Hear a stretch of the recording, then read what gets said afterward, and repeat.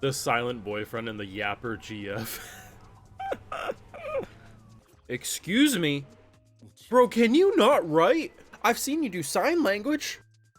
We need to, we are not on To Catch a Predator. Oh my god, he's destroyed that fool. Oh, DJ Shitstick, I hope you don't return from this. Who would have thought Ghostblade nearly lost it all? Not because of, you know, oh shit, he's gonna die from this, that, no. Lolly's father, unironically being a wingman, thinking that Ghostblade was in love with this girl, having no idea that it was his daughter. My boy Ghostblade almost went from top 5 hero to completely disgraced Diddy level hero from the cancellation he would have dealt with. Oh, drop a like, share, support, subscribe if you're new around here, Patrons, where you're going to catch my full live reactions and other exclusives. So, emotional episode, hilarious episode, badass episode. Listen, Ghostblade came in swinging, couple episodes in and out, and honestly, his arc was fantastic. Been saying it for a bit. I still think the Lucky Cyan arc is overall my favorite, but Ghostblade very close second. And honestly, given where we're probably going to go with the little Johnny arc here, it's, you know, 3 episodes, got a lot of time to cook. And overall, the way everyone ties with everyone is like tragically amazing, because it's very much implied that Ghostblade in the previous episode, when we had his little flashback and the guy was begging for his life, that was little Johnny's father. So that's probably going to come back to be emotionally distressful. But the big thing was, with, you know, only 1 episode left for Ghostblade, you know, they couldn't really beat around the bush with the whole, hey, dad's still stalking, unless he wanted to keep it as he'll never admit who he is. No, Lolly came in with Iron Man level punch saying, not today, bozo. And the idea, because for her, she thinks dad's dead, that's what she was told.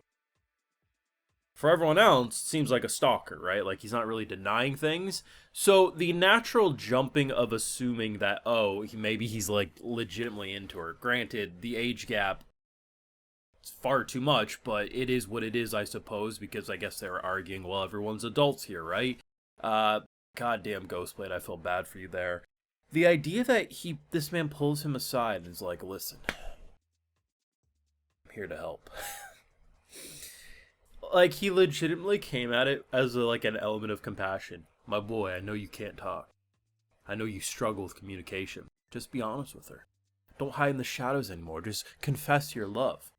The thing that makes it so crazy. So, there's a lot we do and don't know about how, like, almost the public curses work. So in the case of, you know, Firm Man, he couldn't sit down because he had to stand tall and firm. For a character like Ghostblade, he's the cool, murderous guy who never talks, so he can't talk. But he can write. We see that he writes in his little journal. And I almost wonder if it's hard for me to tell because there's so much we don't know. Could he have slapped that book on the table right then and there, when everyone was discussing Stalker and who likes who? Could he have just pushed that book to her and allow her to read it? Or is the public curse so strong that willingly wanting to show your emotions and thoughts would have been restricted? He wouldn't have been able to do it. Because her finding the book and reading it herself, completely fine, she learns the truth. It's hard to say because this guy is very socially awkward, so it's possible he didn't even comprehend the idea of that, but it's also possible it's a part of the curse of the Ghostblade character, right?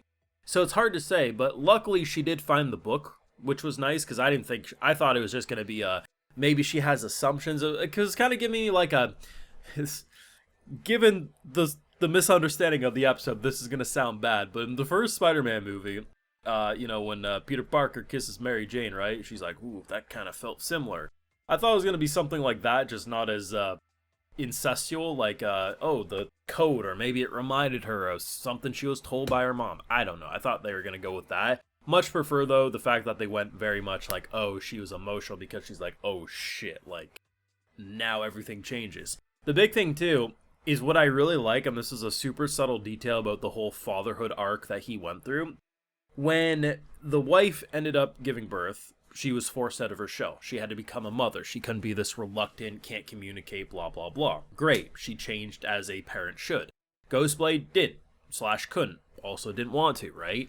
The thing is, which I really like, he did end up changing in a lot of ways from a distance. And while it's not fair on her because she didn't end up with a father, I do appreciate seeing that in the background, he's like, I never would enjoy music because I can't sing or hum along, but I'd see her do it, so now I start doing it. Or I try different foods. The fact that she had a direct influence on him is a really touching moment. Just sadly, he didn't have a direct influence on her, and she never knew what it was like to be a daughter to a father.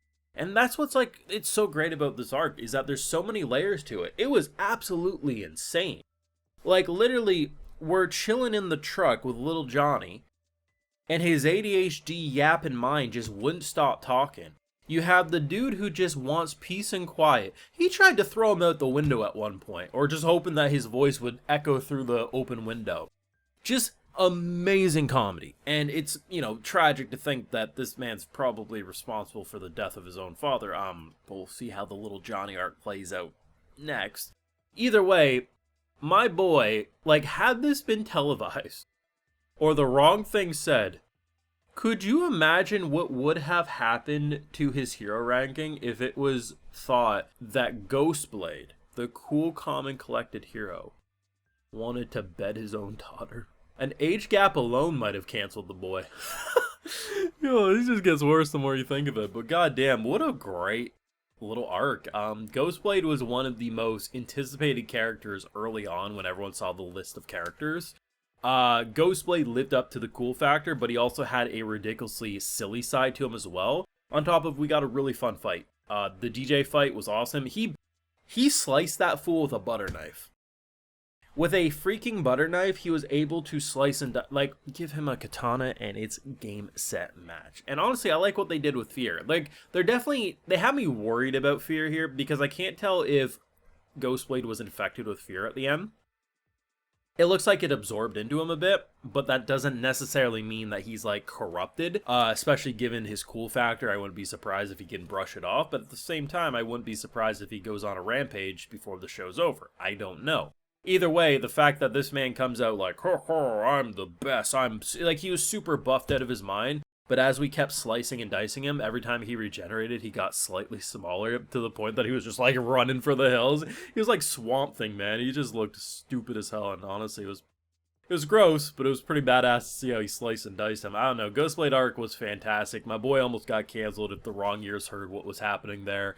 But bless his heart in this messed up father-daughter story, because he had no idea he was the stalker, man. He was as shook as everyone else, being like, wait a second, I'm a creep? Oh shit, everything's making sense. Brilliant stuff. You let me know your thoughts. What did you think? Because I think for a lot of people, Ghostblade was one of the more anticipated characters. Did his arc live up to what you wanted, or did you want something different? Let me know down below.